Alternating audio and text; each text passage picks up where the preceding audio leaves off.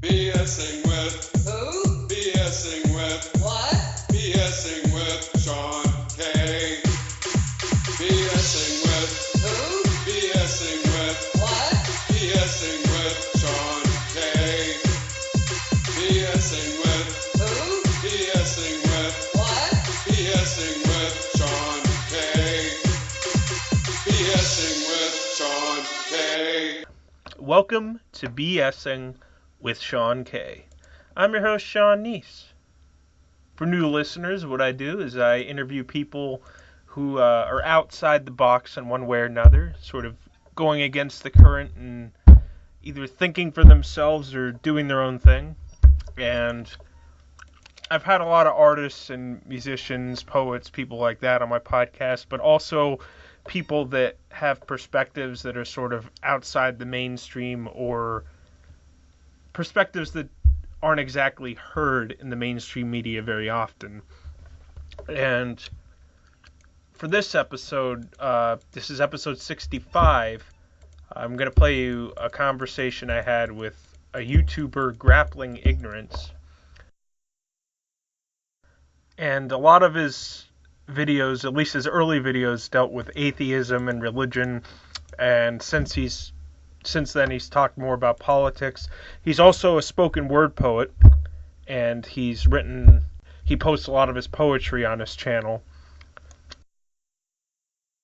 He is anonymous, though, in his videos, and he doesn't like to show his face. And he goes into that a bit more in the interview, or conversation, more of a conversation than an interview, I'd say.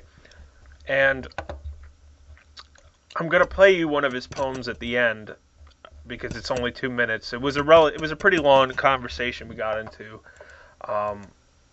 about a lot of different things. We're both on the left with our politics, or at least I lean towards the left. I don't like to throw labels on myself, and neither does he, as he explained in the interview. But we both had similar issues with how the left is making a lot of their arguments, and we found it more productive to criticize our own side. At least that's how I think he shares a similar view, to criticize our own side because they're the side we want to win. So we want to be able to reach people who disagree with us more effectively and meet them where they are. And I think people on both sides need to do that more, and that was the main thing we got into in this conversation. And also a bit about his life and how he became an atheist, and his poetry, and his experience as a teacher as well. It was a really good conversation, and I hope you enjoy it. You want to start off just talking about like who you are and like what you do, how you got started with YouTube and all that? Sure.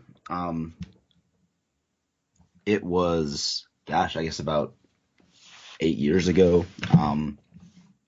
around 2010, when I started my YouTube channel.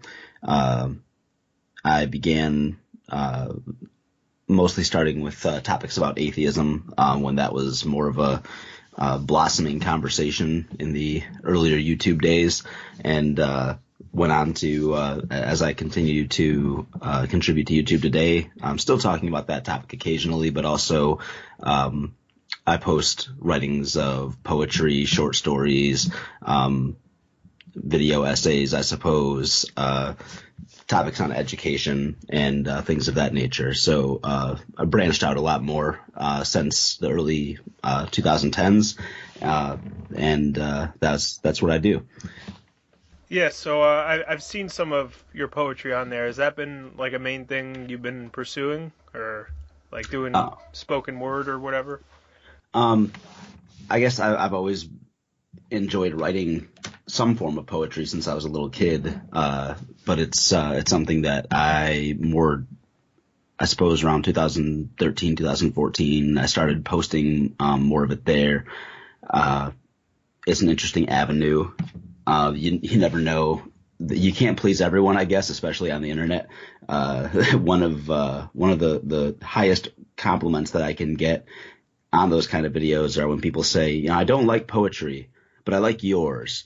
So that's kind of encouraging. Sometimes people will say that. Other people will will accuse me of trying to post rap songs when I'm just putting a poem on YouTube. So like I said, you can't please everybody. And I guess when you're putting up various things from poems to short stories to socio-political commentary to things about education, you're going to get a wide variety of people, which I really like about my YouTube viewership, is that it is such a heterogeneous group that there's I don't think I've ever posted anything where there wasn't some kind of criticism, which can be frustrating if it comes from a lack of understanding, but it also really keeps me on my toes. That it makes me want to make sure that I'm getting things right, and it gives me an opportunity to learn things when I mess something up. So I guess that's the long answer to, yeah, I've been posting poetry for a while. And what I got from I Laughed was the poem I Laughed that you posted. That was talking about your experience growing up in the Bible Belt, right? And I guess that's where you get a lot of your views on religion. Okay, so I Laughed. Actually, I think that's the oldest. I think it's the first poem that I posted on YouTube, and it's still one of my favorites. It's not the story of growing up in the Bible Belt, as I didn't. It's the story of moving to the Bible Belt. I'm originally from the North, and I started my teaching career in the South. So there was a lot of culture shock associated with that. I thought religion was important when I was growing up, to a lot of the people around me. And I remember when I first went to, if you're interested, I can get into the basics of what religion was for me growing up. But long story short of it, I was raised culturally religious, but we weren't churchgoers, and I was actually kind of guilted into going to church because my public school teachers and peers would kind of sneer at you if they asked you something like, "What church do you go to?" And when I said I didn't, my elementary school friends were worried I was going to go to hell, and my teachers would be surprised that I wasn't going. Not all of them, but a lot of teachers would look down at you for something like that. So I started going to church, and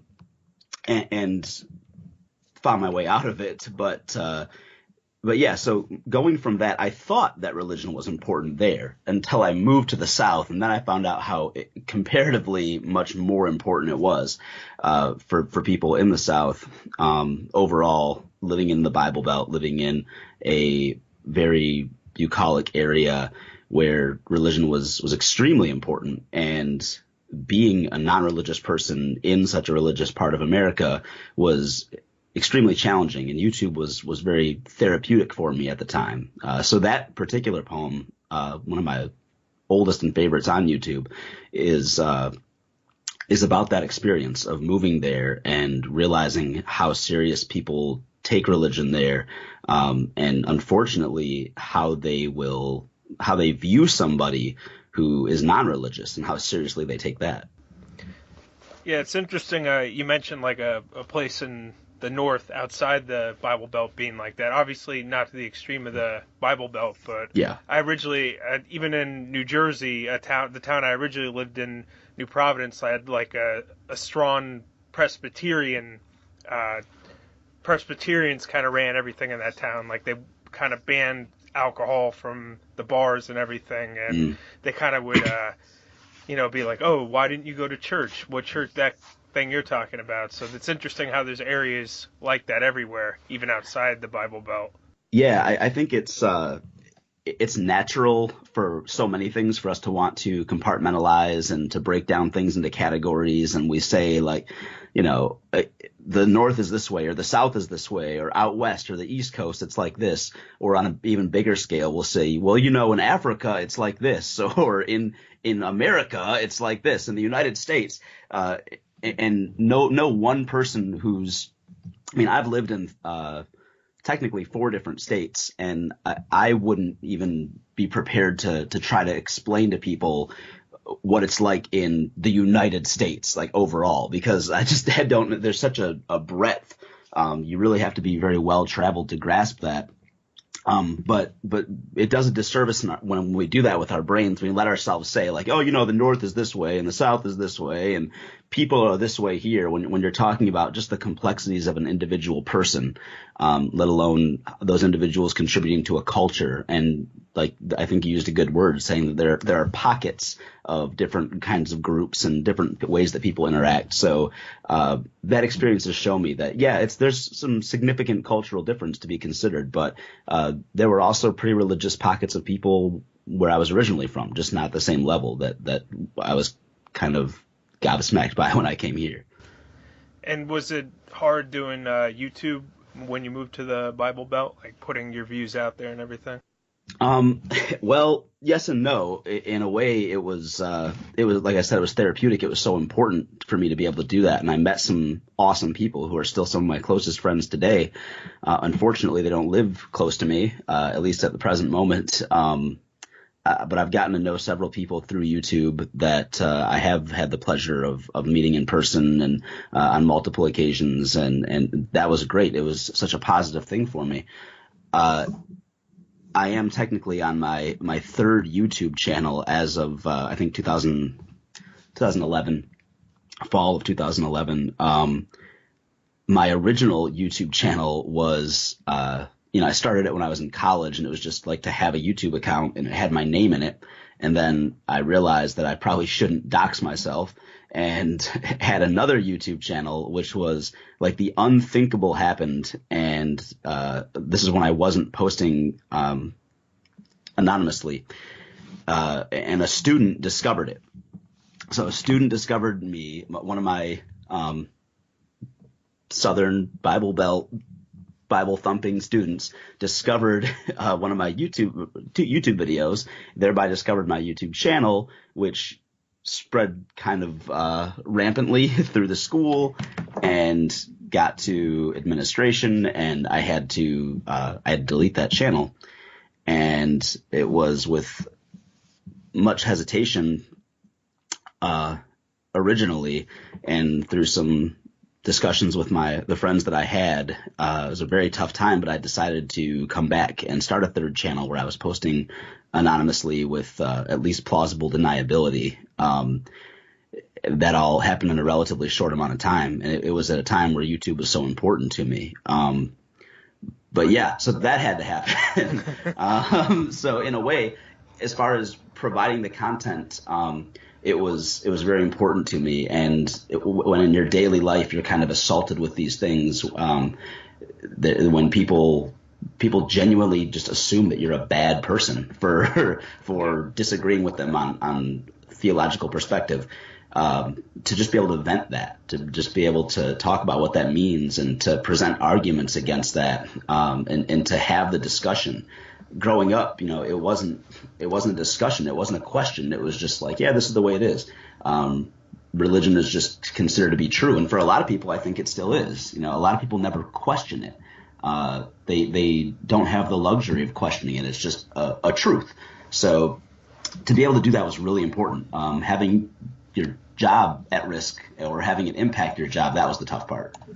It was interesting that a student, you said it was a student, was the one that pointed out, not a boss or a coworker. No, it was a student who found it.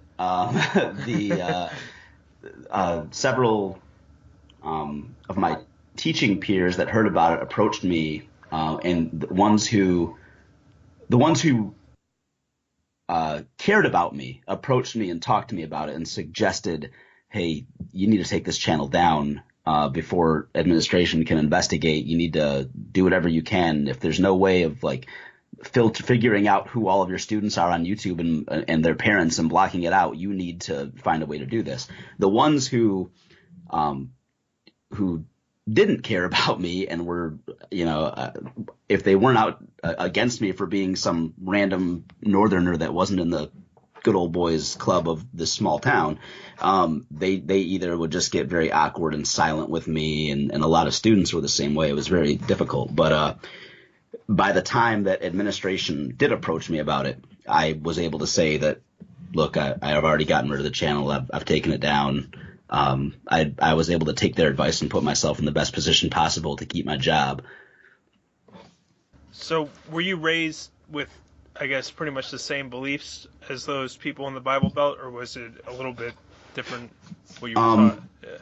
I was raised Catholic, like culturally Catholic. Like I said, we didn't go to church. My father's mother, she was very much she was an extreme Catholic who forced her kids, you're going to go to church and Sunday school, and you're going to do this and this at Mass, and you're going to know all the incantations of a Catholic Mass, and which is a very strange thing if you've never been into one. They all there are certain times when they respond to certain things that the preacher is saying, and you have to get up and sit down and get up and sit down. It's something. But I didn't really I think my father, from experiencing that, from being forced to go through all the church stuff, he didn't want that for us. And he was not involved in my life very much, but in my early childhood he was, and he didn't want that for us. He didn't want to force his kids to go to church, and I don't think he felt like going either. So when I got into my late middle school years, like I said, basically from guilt from my peers and teachers and other people that were important outside of my family, in combination with I believe this because I was raised to believe in God. I was raised to believe that the Bible's true.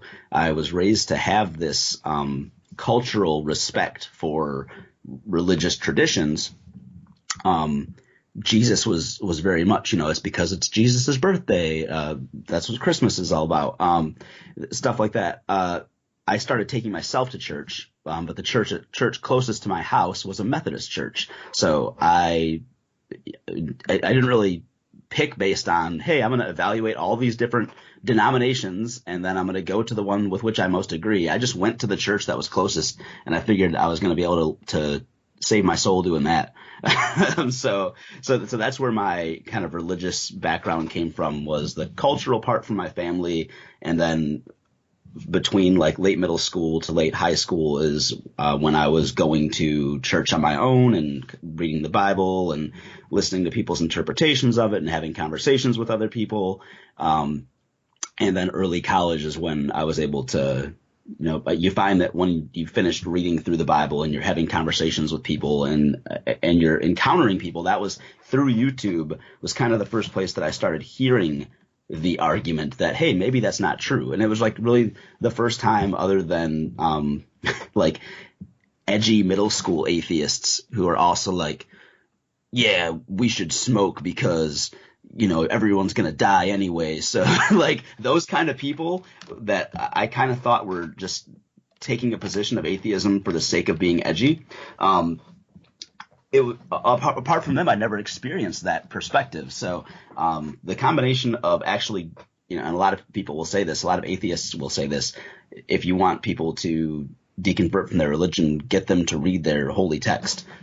So in a combination of actually reading it and having all these questions and that people couldn't answer very well, and then being exposed to the idea that, hey, it's okay. There are actually people. There might not be a lot of people around you, but there are people that understand. And sometimes if you're the only person with a reasonable position and you're surrounded by unreasonable people or people that hold an unreasonable position, you can feel like the crazy one. So the internet, I think, really broke that open for a lot of people, and I was one of them.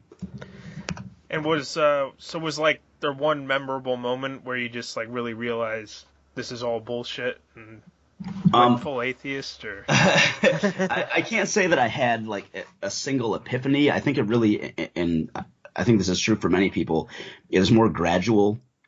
It was like this series, kind of the way that the ocean tide chips away at an embankment, and it just kind of little by little you get to this point. So mine was extremely gradual. I kind of went from, when I was growing up, I do have a moment that I remember very clearly of my first understanding of what God was. And this is when my older sister, who's 4 years older than I, was explaining what it means, how God is omnipotent.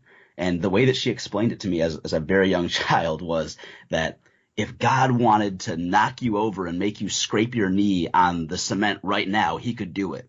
And I was like, whoa, like what an awesome, powerful being who could do that. And so like, I still have that very keen memory of somebody who could just like deliver pain to you if he felt like it. And it's like a comic book character. Yeah, right. Like he could just, like telekinesis, he could just make that happen.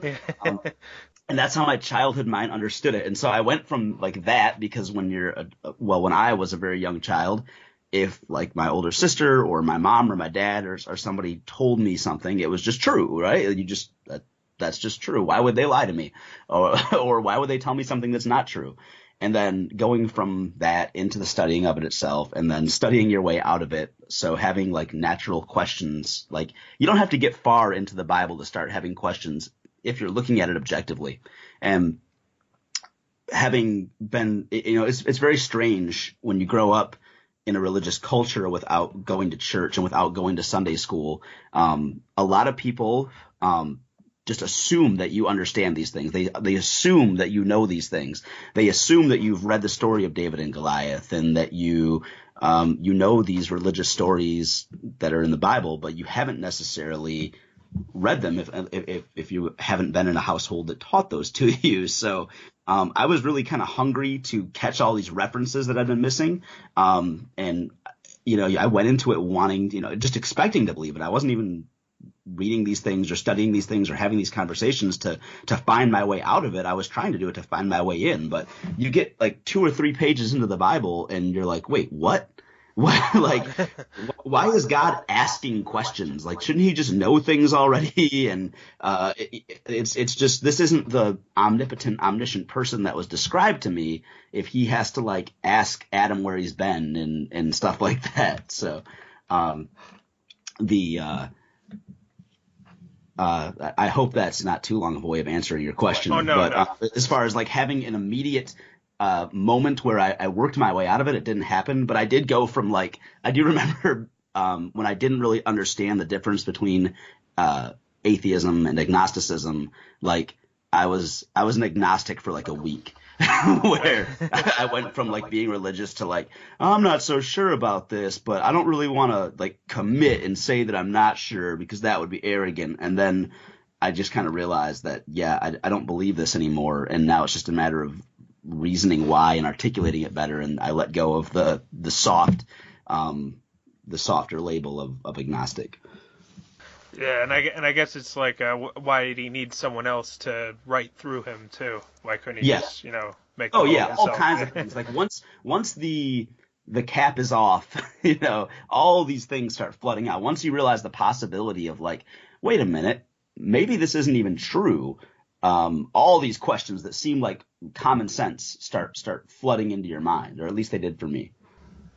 Yeah, and it's interesting you brought up wanting to be able to know like the different references and all that, because it's kind of like religions kind of become like an important part of literature, like whether or not like people are religious or not, like all the references and other works and everything. Sure. I mean, if you look at things like, The Simpsons, all kinds of TV shows and things like that make reference to these things, and we didn't really study them in school. So as a public school student in America, they just kind of assume that you're going to understand the Abrahamic religions through I guess we just expect you to understand those more or less, or at least growing up. I never once studied anything with Christianity in school other than in art class. They would use a couple of comparisons. So they show us a couple of statues and some stuff like that. But there was, and I remember very specifically in those classes, they would just they would take for granted that you knew about what the Sistine Chapel was depicting, or you knew these different stories from the Bible that were put in paintings or had sculptures devoted to them. So I knew more about the actual religions of like ancient Egypt and the Greek gods and things like that because we learned about them in school. But I didn't understand references and things like that to Christianity until I studied it myself. Yeah, and I guess like from an allegorical perspective, you can still like get something from it. But the problem is like, I guess people who are very religious view it very literally. So, yeah, like, they literally think these things happen. Yeah, you could, and I've heard this in my early college years. In English classes, I heard professors talking about what a great work of literature these stories in the Bible were, or what great works of literature they were. But there aren't really, it's not really the case in my opinion. I would much rather read, uh, just about any author. I'd rather read Washington Irving or Robert Frost or John Steinbeck any day before I read anything from the Bible. It's just, and maybe that's, it's been translated so many times, and it's, there are all these issues with getting from where it was to where it is now, but I just don't find the writing that great. You could sum up the stories and things like David and Goliath. They're like, oh, well, yeah, I guess if we really get to the base of that, of some of an underdog triumphing. Yeah, that's a cool story, but there are also like 10 other stories off the top of my head that fit that theme that are better than what we get from the Bible. So Yeah, and you probably get sick of it, like being in the Bible Belt, and probably hear about it all the time anyway. So yeah. I mean, and I do live a bit farther north. I'm still in the South than I did when I was teaching where I originally moved. But yeah, there definitely is still a stronger religious influence here and than there was where I grew up.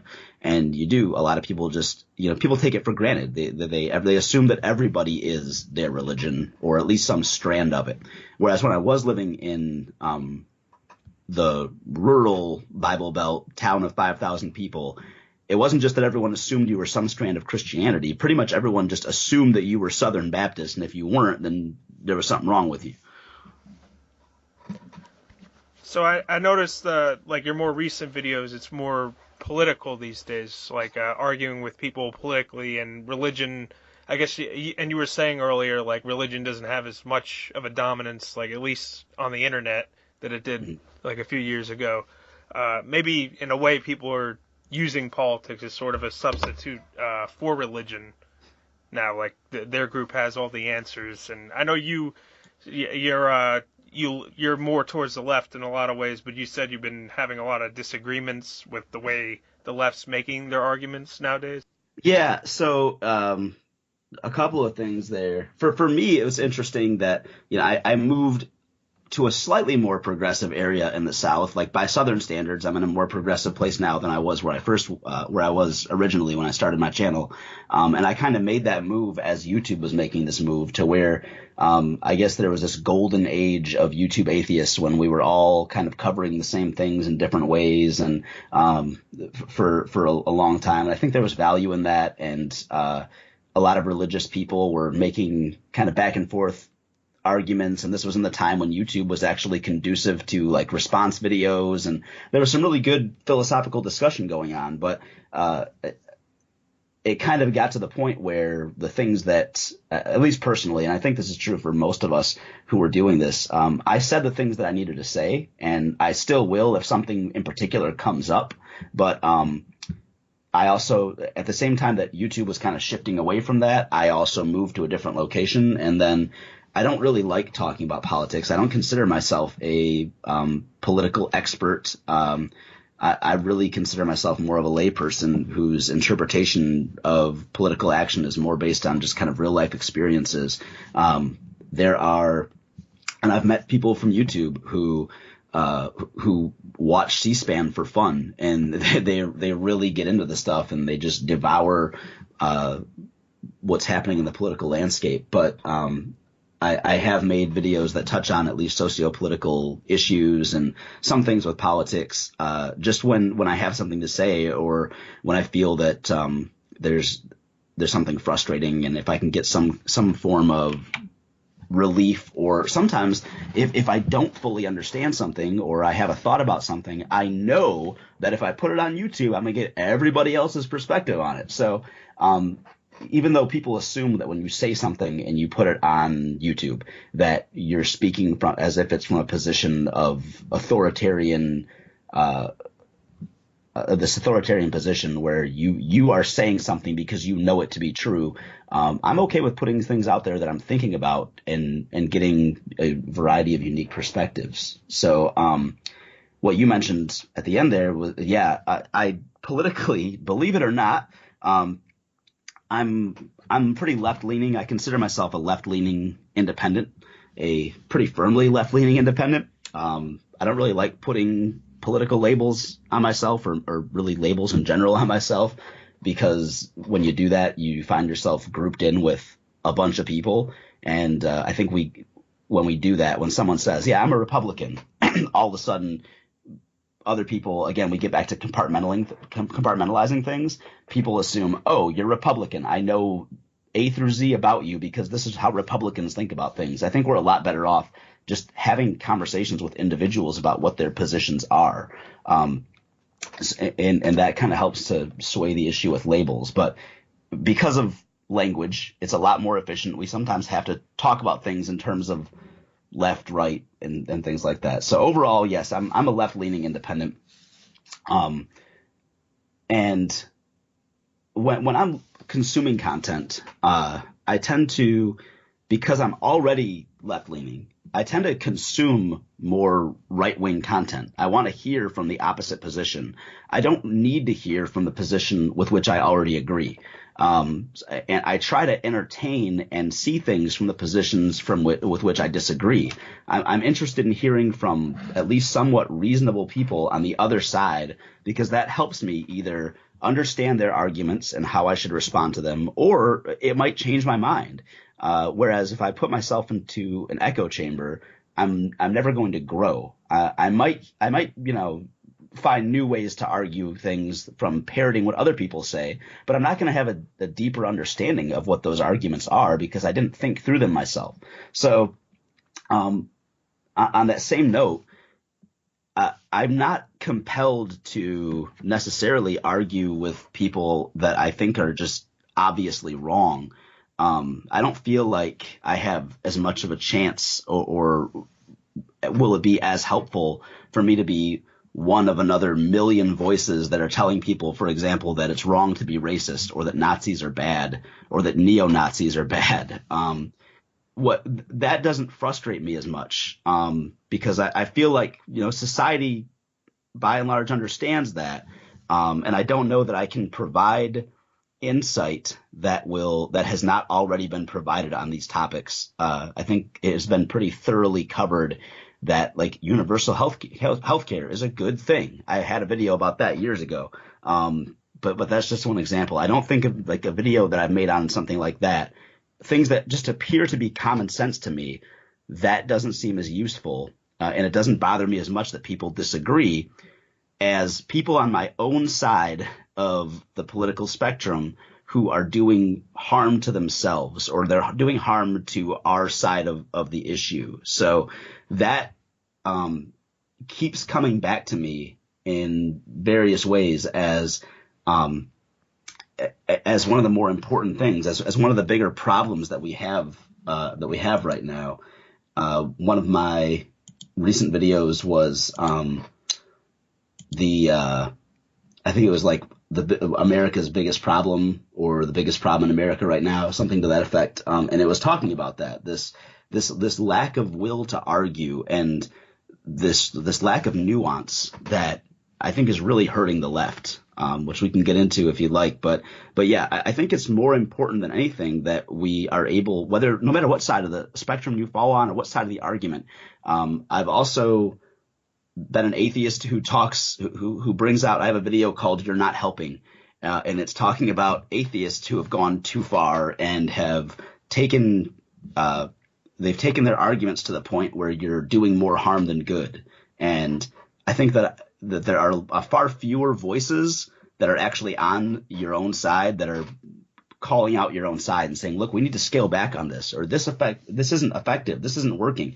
And it's bad enough if something is not effective, but it's a real problem if it's counterproductive. So if I have to constantly be aware of this myself too.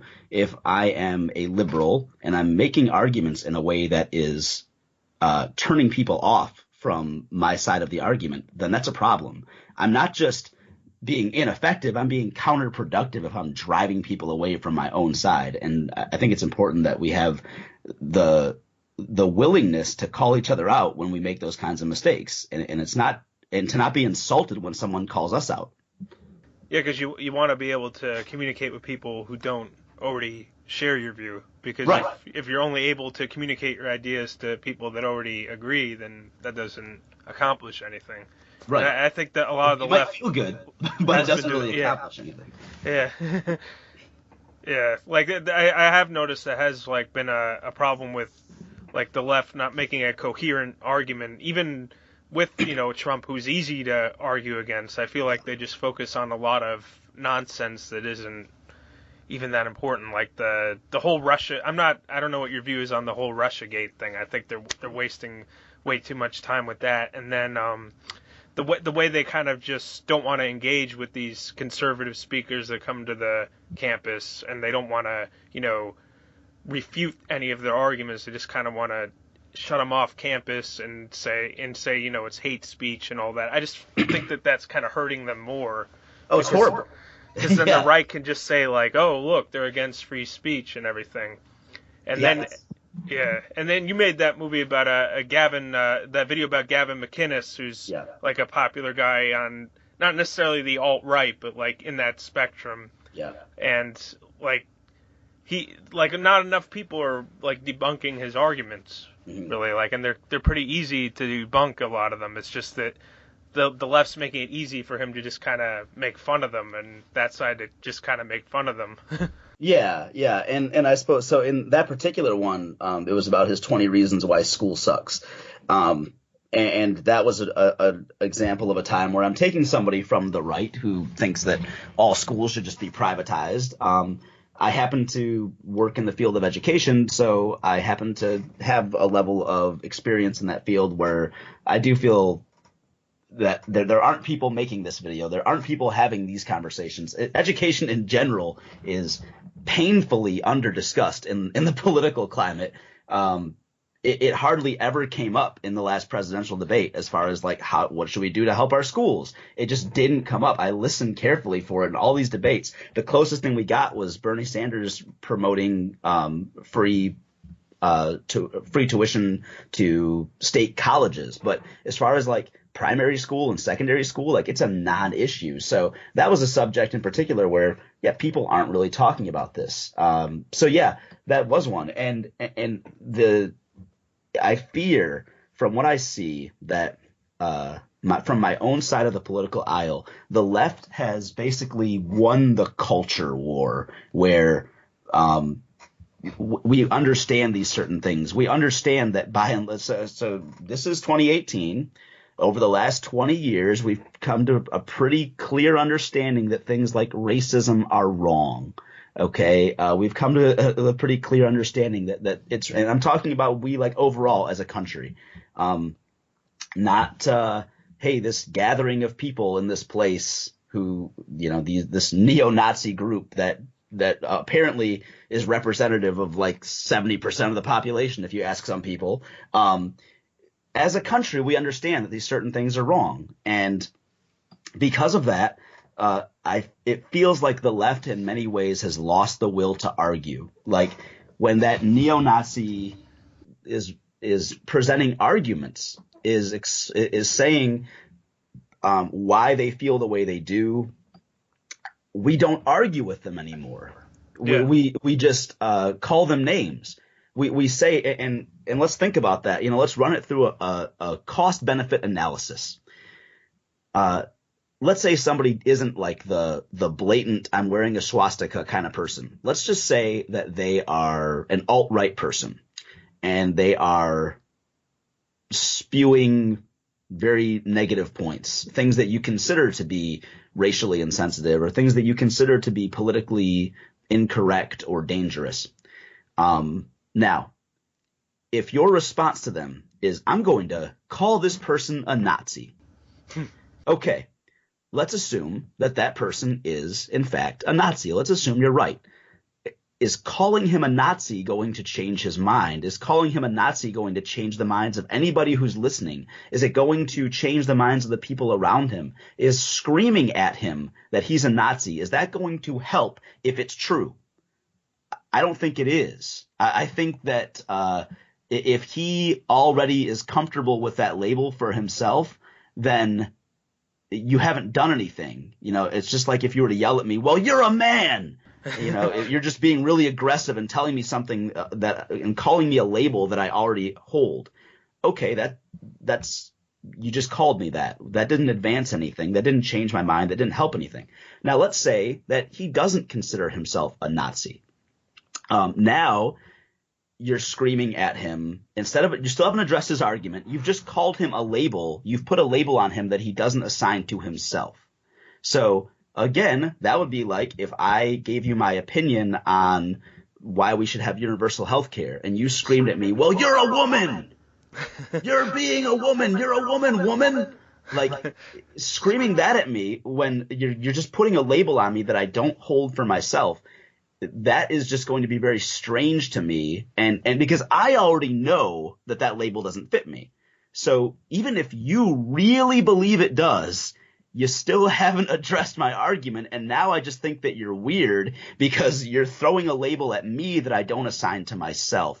And you're not articulating what about that label is wrong or why I should change my perspective or why I seem like this thing or why it's bad to be this thing. You're just calling me the thing. It's like the most base level of what you can possibly do. So in neither situation is it going to help your side of the argument. And that's kind of what we do. We assume that because, being racist is really bad. Therefore, if I don't agree with this person's argument, I'm going to call them a racist, and then that will dissuade them. I'll accuse them of hate speech rather than actually listening to what they have to say and then addressing it and responding. Well, and they're even going further. They're saying like you should just punch a Nazi, like you shouldn't even call them any.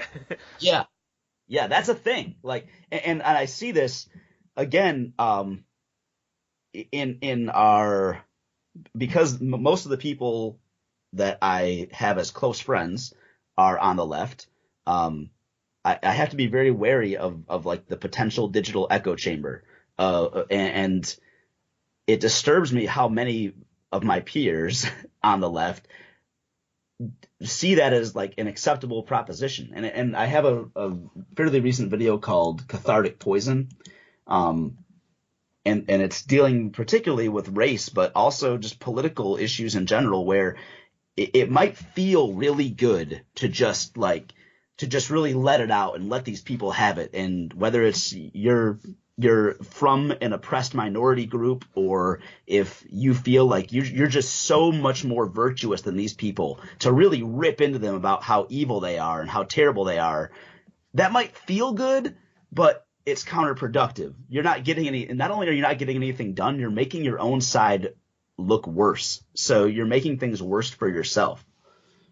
And like, yeah, even when I've gone on like right-wing videos and they show the videos of like people on the left just getting angry and not arguing, they say they know that we're right and they have no arguments. In fact, like that's exactly what a lot of them say. well, yeah, and they're right to do so. Like, I would if I were trying to go to if I were trying to go to, let's say, Liberty University, and I were to, if they agreed to have me there to give a speech on my thoughts about theism and something simple like, I'm going to give a speech on how it's possibly to be good without God. This is a college campus with a strong religious majority, and I'm invited to this campus to talk and present my position.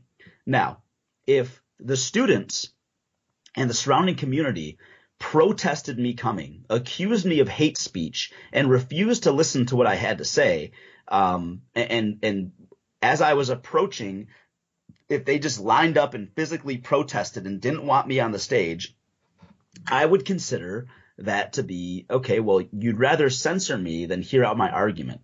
Why not hear my argument and then respond to it? Why not ask me questions? Why not challenge me? And we're talking about college campuses here. This is where intellectual conversation should be flowing, right? Why not challenge my ideas, no matter what they are, especially if you think that they're evil and inherently flawed? Why not address me on that platform? And when you censor somebody, it looks like you don't have an argument for them. Yeah, or So, like, and then some of them say that they want to make Nazis afraid to be Nazis. But to me, like, even if then they're just gonna be secretive about it and, be more smart about not being so obvious with it or whatever. well, But and as usual, you embolden those people. You give those recruiters a chance to say, look, they don't want to let us talk. They're trying to take away our free speech. They're trying to hold us back because they can't beat us in an argument. So this is what they have to resort to. It gives them a victim complex. And I'm not interested in that. Now, if you want to make someone a social pariah, if you want to let them know exactly how you feel about that, that's fine. If you don't want to be friends with somebody, that's fine. But trying to censor them from expressing their positions at rallies or speeches, it just doesn't make sense. You should allow them to speak, and then you speak too. That's kind of how free speech should operate. It's not just freedom to say things that you like. It should be, and popular speech doesn't need defending. So it can't just be, hey, unpopular speech from the groups that I like should be defended. So, homosexuals should be able to get up there and talk and talk about their rights. That's fine. And we should protect them because it's unpopular. But somebody who is a white supremacist, I don't like that unpopular speech. Therefore, it's hate speech. Therefore, we should censor them and protest them. People forget that, like, there was a time when people wouldn't want Martin Luther King to speak, right, or whatever. And, like, it's the same thing that protected him speaking then protects them. So it's like you can't choose it. You can't choose freedom of speech for one person and then say, oh, this person can't have it. You have to give it to everybody. Because sure. it's always going to offend somebody if it's controversial in any way. Like, right. Even Black Lives Matter, there's people that think, just that Black Lives Matter is just a let's kill cops movement, and they wouldn't want them to speak. So, I mean, you can't have one without the other. You have to let both speak. Sure. And I say, let that happen. Let people speak. Let people get their ideas out there, including countering those speeches. So if you're a student group at a college and somebody's coming to talk, if Ben Shapiro's coming to talk, or name whoever it is coming to talk, and you really disagree with them, and you are mad that somebody of this political position is coming to talk at your campus, then organize and vie to either speak at a counter event or a later event and address them point for point, record it, put it on YouTube, get a transcript, put out a blog. We have the internet and we have social media that allows people to amplify their voices. Especially if you're on a college campus, you're going to be there much longer than those people are. So you have all the time you want. You can stand in the academic mall and go point for point through everything that so-and-so said at his evil neo-Nazi speech or his icky right-wing speech. Like, you have the opportunity to counter all of those ideas. But if you just yell at them for being who they are, or you throw labels at them, or you try to censor them, then you've made yourself look intellectually weak, and you've lost the opportunity to really sway people's minds. Yeah, and then they make the argument that, like, those people coming to the school is making the minority students at those schools not safe because there's a Nazi coming to speak. But I don't know if I agree that just them coming to speak is putting anyone in danger necessarily. Yeah, I would agree.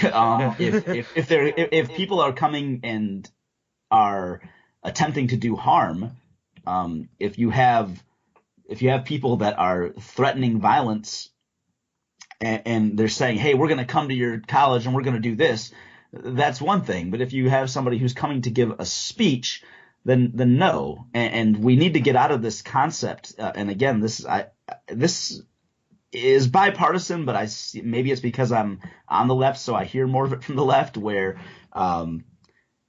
if something is uncomfortable, then it's bad. If this makes me uncomfortable, if this hurts my feelings. Now, there are a lot of these quote-unquote snowflakes on the right where, like, If you're offended by somebody with darker skin than you, if you're offended by an interracial couple kissing, then I think that makes you pretty damn sensitive. But, but there are a lot of people in terms of like the socio-political conversations. A lot of people on the left, their argument is, well, this hurts people's feelings. This makes me feel uncomfortable. I don't like this. And when we're talking about ideas, that just doesn't cut it for me. I'm a believer in the open marketplace of ideas. And if you think that this idea is wrong, then counter it. You know, we live in a time more so than ever where people, even if you're a nobody who like me, who doesn't have, like, I don't have Ben Shapiro's platform, right? I don't have McGinnis's platform. I'm just a normal person. I work a full-time job, and I'm also a coach, and I have all these other things. I work a lot of hours. I don't have the time or the resources or things like that these people have. But you know what? I have the internet, and I have the ability to take what they're saying and respond to it and put it out there for countless people to see. That's what we should be doing. We should be listening instead of censoring, and we should be responding instead of appealing to how it makes us uncomfortable or it hurts our feelings. I'm not going to convince anybody in the short term or the long term that what McGinnis was ignorantly saying about public education, that it's wrong if my argument is that makes me uncomfortable, or I don't like that, or he hurt my feelings. You know, he shouldn't be allowed to say that because it's insensitive to me. No, I should be pointing out. Or just calling him a Nazi, then all he says is, I'm not. Yeah, exactly. Or it's either I'm not, duh, or I am, so what? Like, it's like how the right sometimes calls anybody with like a progressive view communist. Or whatever. Yeah, exactly. And so what happens in my ongoing frustration, being somebody who, if you're just willing, this is very unfortunate about where we are in our political landscape. If you're just willing to hear out the other side of any given argument, we are, by and large, so many people are so unnuanced that automatically makes you a sympathizer of the other side. So being that I kind of live in this gray area where I'm willing to – it's crazy. I'm radical. I'm willing to listen to both sides of an issue, even if not especially an issue that I find really wrong. When you present me with an idea that I think is just abhorrent and terrible and awful, I allow myself to be curious as to why. And I want to enter a conversation with you figuring out, well, why do you feel that way? If you have such what appears to be obviously such a terrible perspective, I want to understand why. I want to get to know why. And maybe that will help me reach you, or maybe that will teach me something that I didn't understand before. But that's crazy for some people. Like, that's radical. It's wild. So it puts me in this awesome position of being both, like, I'm both an Islamophobe and a Muslim sympathizer. I'm both a social justice warrior, and I'm apparently an alt-right racist fascist. I'm like all of these things. I'm both of these opposite ends of the spectrum, depending on who you talk to. Because when a lot of people hear that, I can see what they're saying. Oh, what? Or, well, I'd actually like to hear them out and respond to their argument. What? Don't give them a platform, you Nazi lover. This is just kind of where we are, and it's a terrible place to be because we spin our wheels, and I think all we do is make this greater divide where nobody accomplishes anything. Yeah, because like if you don't try to understand why someone thinks the way they do, then there's no way you can persuade them. Like, sure. If you're not empathizing with them at all. I mean, you can try. You can make a really good reason for your own position, but until you actually try to meet them where they are and try to understand them and then address where they're coming from, it's going to be very difficult unless they are very open-minded. And you don't give them a lot of reason to be open-minded if you're not being open-minded towards their position.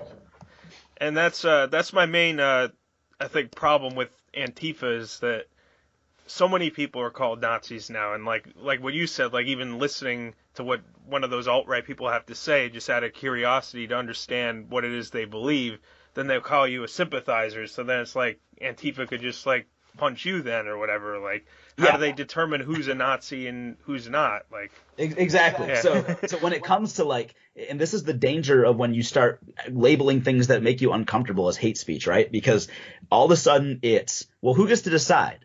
Who's the decider of what speech we're censoring? Which is why, I mean, with very few restrictions, and I'm talking like yelling fire in a crowded theater sort of stuff. I say let people say whatever they want, and if it hurts feelings, okay. But when we take that to the next level of violence, like that's a problem. I don't care what somebody says. You know, somebody can say the most vile, ruthless, horrific things to me. If they're just saying it to me and they're not doing something, if they're not attacking me, short of being a threat, you know, if they say like, hey, I'm going to shoot you if you turn your back on me. Okay, well, that's a violent threat. But if you're just presenting ideas that I find abhorrent, that's not going to – I can't imagine a world where I'm going to respond to that with violence, because how is that going to change anyone's mind? That's going to make me – it's going to make me the bad guy. Yeah, because then you could even take it to like a religious person finding, you know, an atheist's views abhorrent or whatever. Then they can – or by that logic, then they could just punch you like Antifa. Right, yeah, we haven't won that culture war yet. You know, the atheists haven't won the culture war. It's still culturally in the United States, atheists are still the outsiders. So when I express that I think that religion is nonsense, and more so that religion is harmful, if that hurts people's feelings, does that give them the right to respond to me with violence because I'm attacking their religion by having an opposing viewpoint? When you draw these things out to their logical conclusion, you find out how illogical that conclusion is. Yeah, and I feel like even like 5 years ago, even in the YouTube community, more people were like arguing and just sort of debunking that whole white genocide thing. I saw like a whole bunch of videos, I think even from like Coughlin. I don't know if you were one of the ones who did it. I know Peach and some of the other atheist YouTubers like were debunking that like 2012, I think it was, like debunking a lot of those far right like race realist types. And then I thought that was more effective because then everybody just saw how stupid those people's ideas were and they just kind of laughed at them and nobody took them seriously. But now they're gaining more popularity because nobody's countering any of their arguments. Yeah. And the other side isn't giving any arguments. So. Yeah. I'm glad you brought that up. That one particular issue, I was in a lot of comment sections. I didn't make a video on that. I considered it. And in fact, I think maybe he goes by Liberal Ogre now. He was the True Puka at the time. I saw him at the Reason rally, I believe it was, and he had made a recent video on that. And I mentioned to him, you know, man, I think for my next video or one of my upcoming videos, I might be throwing my hat in the ring with the race realists, you know, just to get that out there, get my thoughts on that off my chest. And he pointed out, like, he said in his experience that they were some of the wackiest people in as far as responses that he was getting and the threats he was getting and all these things. Like, they're some of the craziest ones out of all the people that I've dealt with, worse than like worse than fundamentalists, worse than pretty much any group to that point. He said they were the wackiest ones. So like, you might make a one-off video about this topic and be dealing with them for the rest of your YouTube career. And I still thought about making one, but by the time that I got around to it, that was one where, again, it just felt like I was so like everyone had said what I wanted to say. But I like I said, I was in a lot of comment sections, and I'm glad you bring it up because another criticism that people will make is that you need to make a video or a blog or something about every position you have. And so, for example, because I haven't made a video, what was something that came up? Apparently there were the movie Black Panther came out, and it was a big thing for the Black community, and people were really happy about it for all kinds of reasons. And apparently there were some white people who were being trolls on Twitter and like claimed that black people had attacked them when they went to see Black Panther. That was allegedly untrue. Yeah, I think it was like fake Twitter accounts. Yeah, like that apparently happened. I was in some argument about I think it might have been from the scene in Black Panther where they're on that mountain. Have you seen the movie? I haven't seen the movie, no. Okay. I heard a lot about it, but I haven't seen it. So there's a scene I'm a real hater of spoilers, so I'll just be brief on this. There's a scene where a white guy tries to talk, and this one tribe of people like shout him down, and they're like barking at him like apes. And they just like shut this white guy down. Okay, and there was a radical take on it that was published into a blog that a lot of people, or far too many people, in my opinion, got on board with, saying when white people speak out of turn, that's what we should do. We should bark them down. We should silence them. Okay. So I posted this on my YouTube channel's Facebook page saying like, this is a problem. This isn't good. And I was criticized because I hadn't made a video or a post about these white people with their fake Twitter accounts, right? So that's just a microcosm of the example. Same thing, because I don't make a lot of videos about Islam, very few, but I don't make videos dealing with every example, calling out every example or many examples of the dangers of fundamentalist Islam. Therefore, I'm an Islamic sympathizer, because I haven't addressed every single thing that comes out, like everything that I disagree with or I'm against.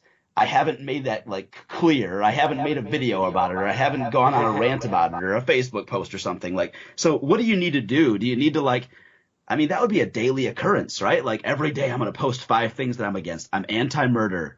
My official position, everybody, is that I'm anti-Nazi, just so you know. I'm sorry I hadn't made that clear. So a lot of things that I think are just common sense. But if I don't happen to think to make a video about it, apparently I'm for that. If you don't make it very clear in the YouTube world, apparently, if you don't make a video explicitly explaining that you're against something, then you're pro that thing. At least from people who disagree with you. And I guess that was something a lot of people hadn't pointed out too, right? The thing about the white people shouldn't bark or whatever that was you said, because I know a lot of people were talking about the guy who said that the people who said they were attacked at the Black Panther shootings, and that wasn't true. Yeah. But a lot of people didn't talk about the other thing you were talking about. Right. Isn't that funny? How so I'm bringing up something that's less, and at the time, so the funny thing with that particular example is I hadn't even heard of the Twitter thing. I didn't hear about it until people said, until I was accused basically of being racist because I wasn't bringing up this story. It's been all over my social media. Why haven't you been talking about this? I didn't happen to see it. I didn't happen to hear about it. You're the first I've heard about it. Imagine that I heard about it from you. So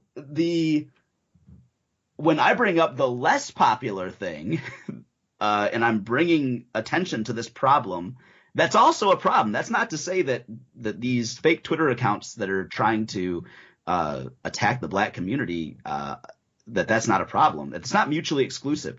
And I think that's the other thing. This concept seems so foreign, and it's going to blow your mind when I say it. But it turns out that two people who disagree with one another, they can both be wrong. Isn't that just mind blowing that two people can both be wrong? Let alone two groups of people that are in these radically opposing positions or viewpoints, because I find that usually the truth is somewhere in the middle of two extremes, or the most reasonable position is usually somewhere in the middle. So it's possible that, both the fake Twitter account people that are slandering the black community, they're wrong and should be condemned for it. And the people who think this scene from a movie, which is I think was kind of done as like a fan service laugh, and I don't think, by the way, I don't think the movie itself by any means was trying to say that this is a good thing, that this person was getting like shouted down because he's an outsider, let alone because he's a white person. I don't think that the movie's message was we should do this. It wasn't portraying these people. It was actually kind of played off as a humorous scene. But I don't think that was the movie's message. So I think that, yeah, the fake Twitter people, they're wrong. And the people who interpret this to say, yeah, let's verbally shout down white people when they speak out of turn. Yeah, they can be wrong too. It's not one or the other. Yeah, and I guess it wasn't like Django Unchained where he was like getting revenge against slave owners or whatever. Right, yeah. And that's a whole different ball of wax there.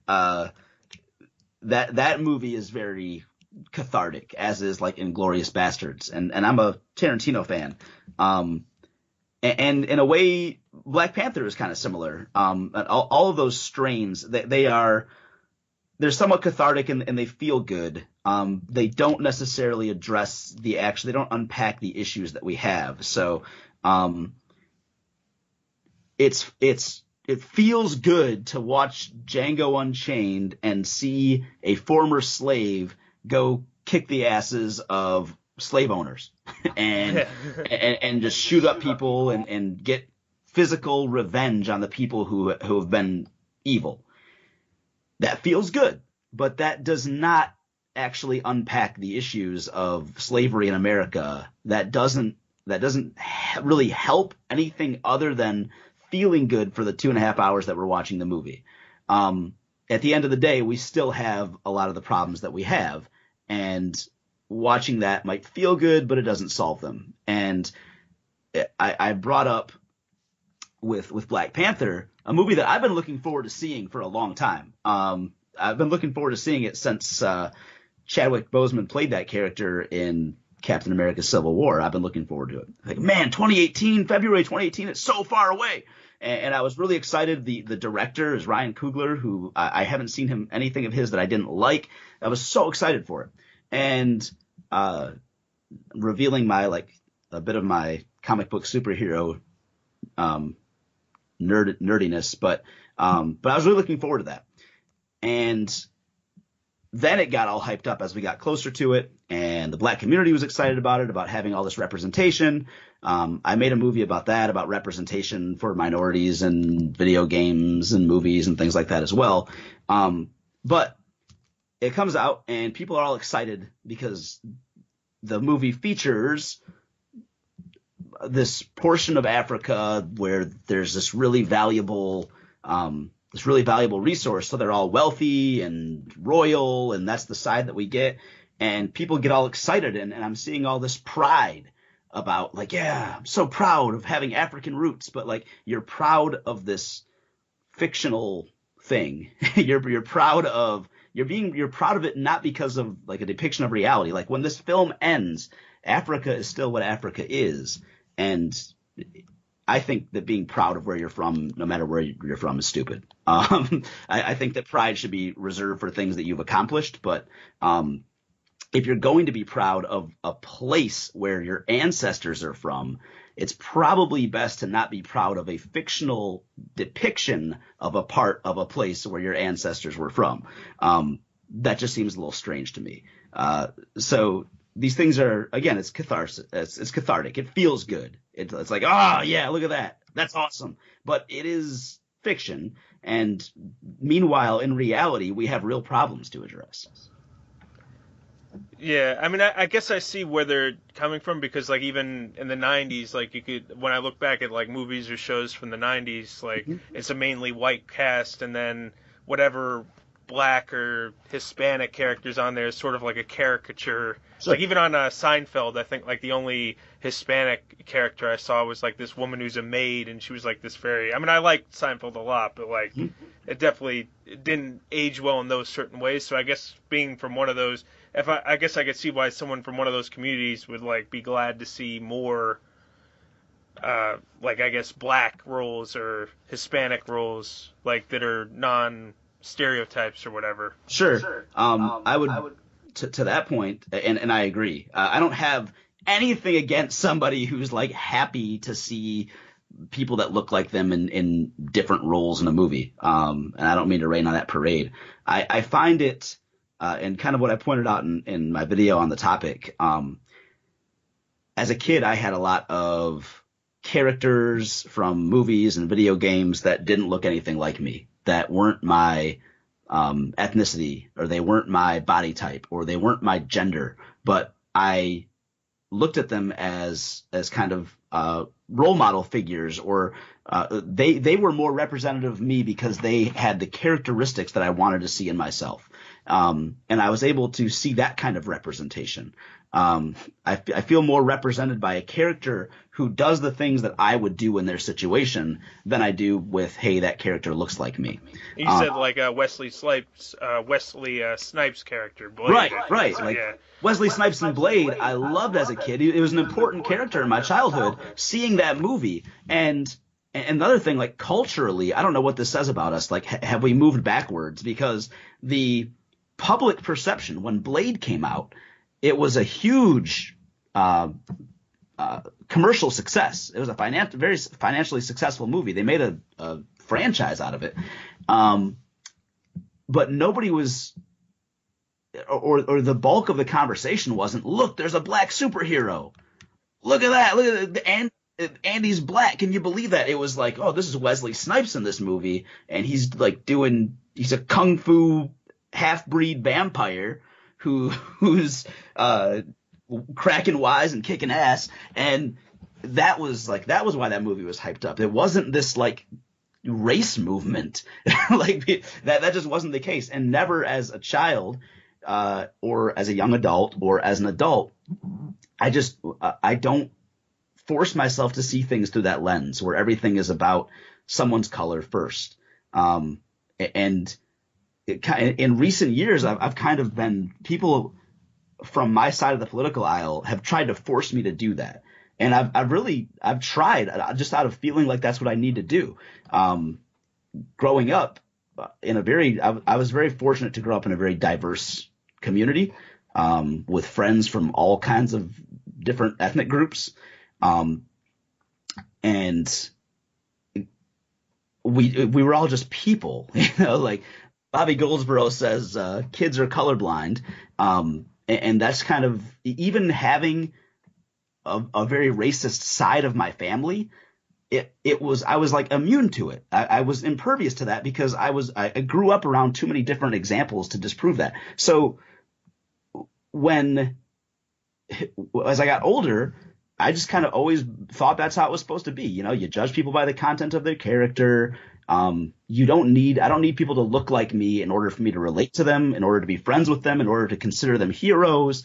And then the left has told me that that's racist. Like, that's my privilege, right? Like, I'm privileged enough to be colorblind. But if I were a black person, or if I were a Hispanic person, or if I were a woman, then I would realize that, they have to see the world this way. Everything has to be about the demographics to which you belong. And I think that if it's a dangerous and stressful way to live your life, if everything that happens to you, or everything that you see, you have to put through this, filter of your skin color, or name a demographic. If everything negative that happened to me, hell, if half of the negative things that happened to me, if I said, that's just because of my skin color, or that only happened to me because I'm a male, and this person was female. That's why she said that to me. That's why the waitress didn't look at me when I talked to her. That's why that person cut me off in traffic. That's why I didn't get the job that I applied for. If half the things that happened to me, I said that was just because of my skin color and or my gender or whatever demographic, I would feel like the world had it out against me. And that's the danger. That's part of the danger of that perspective, is that if you look at, there's a confirmation bias, I guess, too, right? Right, like you see, exactly. if all you have is a hammer, everything looks like a nail. So that's where you put yourself. And for me, just saying what I said, I'm this alt-right fascist neo-Nazi. Yeah.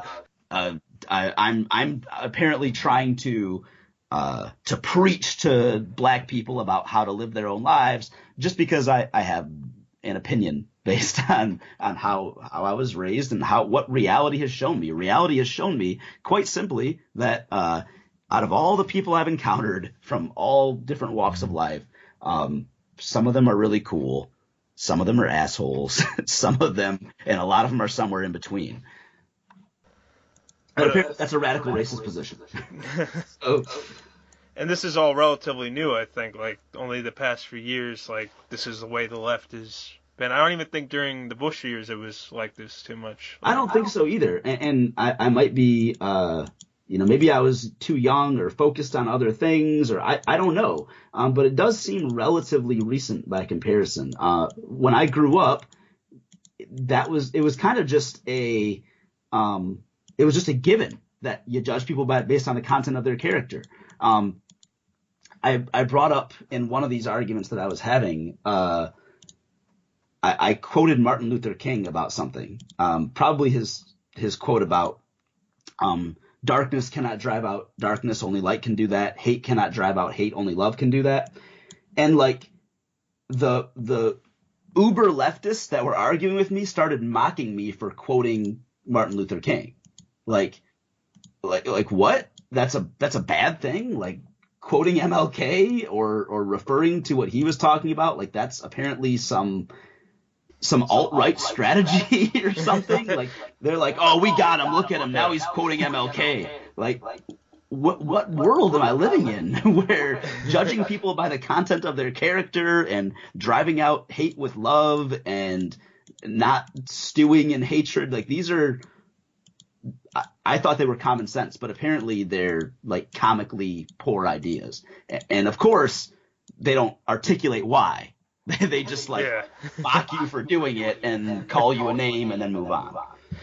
Yeah, and I think that's like what I was saying earlier, like how politics is kind of becoming a substitute for religion now that society's becoming more secular, like at least more than it was before. They're kind of viewing their political views like how people used to view their religion. Like you have to fall in line with all these different beliefs, and if not, you're a heretic. Yeah, I think that's a fairly valid observation. Given the lack of thinking, it's very similar, or the lack of willingness to question, right? Like one of the frustrating things about religious people or highly religious people that get into these kind of heated arguments is they already know their position, and they know that you can't change their position no matter what. You should know, because they make it clear, no matter what, at the end of this conversation, I'm going to believe this, and all I'm going to do is try to convince you that you're wrong. All you're going to do is try to convince me that I'm wrong. So on that note, I think when you go into those conversations, if you're just trying to prove that somebody's wrong, you're making a mistake. Even if you're just trying to prove to the audience that person's wrong, I still think it's a mistake. I think it's healthiest to go into these kinds of debates and conversations trying to understand one another. Looking for a common ground? Right. Well, or just maybe I am going to disagree with you 100% at the end of this conversation. We're probably not going to walk away agreeing with each other. But what we can do is walk away understanding each other. So if I walk away still thinking, if I'm having a conversation with like Ken Ham or Eric Hovind or whatever, if I walk away with a genuine understanding for why that person has the position that he has, and he walks away understanding why I believe what I believe, then we've learned something and we've accomplished something and we've grown. And our ideas might sit with each other and might contribute to part of our minds being changed. And hopefully whoever had the better articulated and stronger argument is going to, in the long term, prevail. But the people who walk in saying, I know that this is my position, you're not going to change it, I'm just going to be insulted when you argue with me, let's yell at each other, that strand of reasoning I've seen in highly religious people, and I've seen it in a lot of modern political conversations. So I think you draw a fair comparison there. Yeah, and there was even that black guy who used that technique of just listening to the other person with. He did it with KKK members, and he got like 200 of them to leave the KKK. I think his name's Daryl Davis. Yeah, he had the documentary Accidental Courtesy, right? Yeah, it was on Netflix. Yeah, and I don't know if it still is, but it's a fantastic documentary that I would recommend to anybody listening. And it really highlights a lot of the things that I'm talking about. Also, you're a racist because you refer to him as a black guy. Okay. So I don't know if you're aware of that, but Okay. but you can't do that. African American, right there? Yeah, you're still going to offend some people. So Okay. And when you said guy, you assumed his gender. So that was also – you just have to say his name. Okay, Daryl Davis. Don't use pronouns either, because then you're assuming those. So, but yeah, Accidental Courtesy is a fantastic documentary because he does the exact opposite of all of these problems that I'm describing. And I aspire to enter conversations in the same way that he does. And, he finds this very common sense idea where if he is able to walk into a conversation with somebody that he knows he disagrees with. It's a black man willing to talk to somebody from the KKK, willing to have a conversation.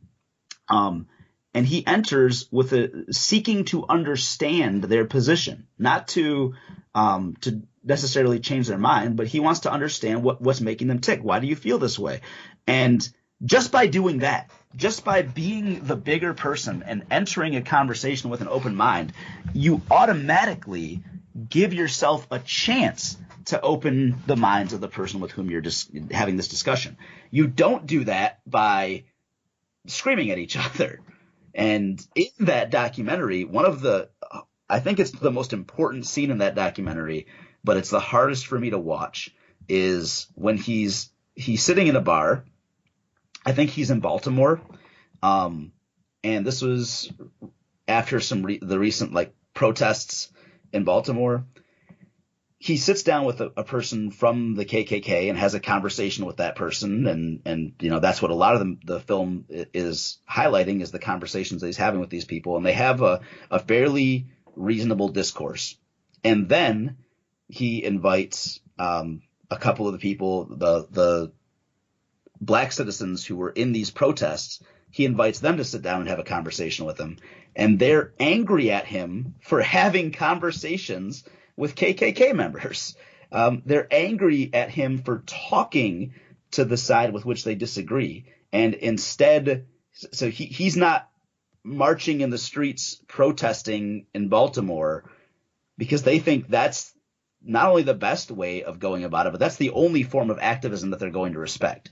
So you're talking to these racist white people instead of protesting in the streets, instead of protesting cops in the streets. So even if you believe that's the best way to handle your problem, you're not okay with somebody. You're fighting against somebody who's being reasonable, who's having these conversations, who's gotten 200, who's converted 200 of. It's the most racist. That's the symbol of being a white supremacist in America, right? Is being a member of the KKK. People use it as a hyperbolic insult. If someone's being kind of racist and you're a KKK member, if you're taking actual KKK members and getting them to change their mind to the tune of hundreds of people. This is the person that people on the far left, his techniques of actually listening, they're willing to throw him under the bus. They're willing to say that you're a problem. How is that? Is this real life? How can you justify that? And they won't sit at the table with him. They stand up and they walk away from the table from him. They rage quit the conversation when all he's doing is trying to explain why he's willing to talk and listen to people. Yeah, I did see that they made up after the film, and then they gave some talks together, him and one of those Black Lives Matter guys. Yeah, well, that's the best news I've heard all day. Yeah. Like I said, so at least even they came to a common understanding. He said he still didn't agree with talking to KKK members, but they still found like a common ground. So Well, I mean, that's the power of Daryl Davis to somebody who to have that kind of patience. Yeah. But I would imagine that for him, and this is entirely speculation, this is just like from my own experience and for what he's going through, it's probably harder for him to deal with that from the people on his own side of the issue. It's probably a lot harder for him to handle people that are from his own demographic on his own side, screaming at him, refusing to talk to him, walking away from him, insulting him. That's probably tougher than the KKK guy calling him the N-word. Or using the N-word. That's probably more. He wants to reach the people on his side more, I guess. Sure. Well, you would at least hope that they could understand you, and when they're going out and they're fighting, you expect. Yeah, because you don't expect the KKK guy to like you or understand you. Right. You expect him to hate you automatically. You don't. You'd like to think that at least I can sit down with people for whom I'm advocating, for whom I'm fighting. At least they're gonna be on my side, and then some of them aren't. So I'm really glad to hear that. I hadn't heard that they had reconnected and oh yeah, there's like a YouTube video of it, like where they speak together and everything. That's awesome. It's just pretty cool. Needs to happen more. Yeah, definitely. So I guess any final thoughts before we wrap up? Like maybe just like a final message to everybody, or yeah, I guess the primary thing that I keep coming back to is that we are thirsty for nuance in our conversations. It doesn't matter what they're about. When a lot of people are stuck in going along to get along, or we lock ourselves into those aforementioned digital echo chambers. It's extremely dangerous. The same algorithms that Facebook or Twitter or Google uses to ensure that you are sold products or advertised products that you're going to like because of the things that you approve of in social media, those same algorithms feed you more and more of the things that you like from your friends, which is why you're going to see more and more of the things with which you already agree. So it's very easy to be constantly reinforced or have this concept constantly reinforced that you're right about everything, because you're only hearing, or you're primarily hearing, from the people who agree with you. And it can be very jarring to suddenly hear from people who disagree with you. And it can be obnoxious, and it can sting, and it can really harsh your mellow when. But you don't grow unless. Right, exactly. And as with so many things, whether that is a piece of work that you're doing that you invite somebody to critique. You know, you can put 30 hours into a project and then somebody comes along and gives you feedback that's not pleasant, and that can sting, but you need that in order to grow. You need that for that product to be the best that it can be. So I challenge anybody who's listening, for what it's worth, that when you are challenged on these things, to not jump to insult, or to not jump to what's comfortable, and understand that sometimes oftentimes being uncomfortable is the state that we need in order to grow. So it's not always a bad thing, and in fact, it's oftentimes a very good thing. So maybe if more people, and even if 2 or 3 people, can kind of embrace that discomfort and learn from each other, we get a lot more done than we can screaming at each other from the opposite ends of the spectrum. Yeah, and that's interesting, because like in my the master's program, and now like a lot of the courses I'm taking, we talk about echo chambers and stuff, but usually people only talk about how there was echo chambers on the right with like InfoWars and all that got Trump elected, but they rarely point out that there was echo chambers on the other side too. Like the left was just as guilty. Oh yeah. That, yeah. And that's why they didn't see the Trump victory coming. Yeah, exactly. So that's what we're in danger of there. And that's a whole nother different podcast getting into breaking down our current political situation and how we got to this point and how that election went down. That's a whole different ball of wax. But yeah, I think that's a large part of it. We don't see that coming if you assume, any kind of criticisms that you're prepared to levy against large groups of people, you really want to make sure that you're checking in your rearview mirror to see, did I commit this, or have I committed, or am I committing these same things? Because a lot of the things, it's almost it's the sort of thing that you either laugh about or cry about, but when you are able to place yourself in the middle and you're willing to hear both sides, the things that they fling at each other that often hit you are oftentimes the same things. And I gave the snowflake sensitive example earlier, but there are many things that are partisan where the left criticizes the right for it and the right criticizes the left for it, and neither of them can see their own hypocrisy. So I would just hope that if we're mindful of these things, and my fingers are crossed that it's people on the left who figure it out first, because I want you to be successful. I'm on your side. But really at this point, I'd kind of settle for any of us welcoming back in the nuance that has really been missing from our political conversations. All right. Well, thank you for coming on, man. And thank you for having a chat. Yeah, no problem. And I guess, where can people keep updated? Just Grappling Ignorance, your YouTube channel? Yeah, that's the best place to find me is Grappling Ignorance is the name of my YouTube channel, and links to social media are in pretty much every video that I post from there. Are you going to be putting more spoken word poetry or any of that? Or yeah, I actually have a poem that I'm working on right now that'll be posted at some point this month. Or next, it depends. It's already the end of the month. But I will be these political things that I do post, socio-political stuff. It's like on one level it's cathartic. It feels good to get it off my chest. But on the other level, the responses that come back, the criticism that is sometimes valuable is also like stressful. So it's been a while since I've just been able to put out something like a short story or a poem or something like that. So and it feels good to be able to do that. Even if people don't like it, at least they're not calling – well, they don't always call me like a neo-Nazi fascist, Islamophobe, Islamic sympathizer for doing it. So yeah, there's probably some more of that coming in the very near future. All right, cool. Okay, so that does it for this episode of BSing with Sean K. Thank you for listening. If you want to keep updated with future episodes of BSing with Sean K, go to bsingwithseank.blogspot.com.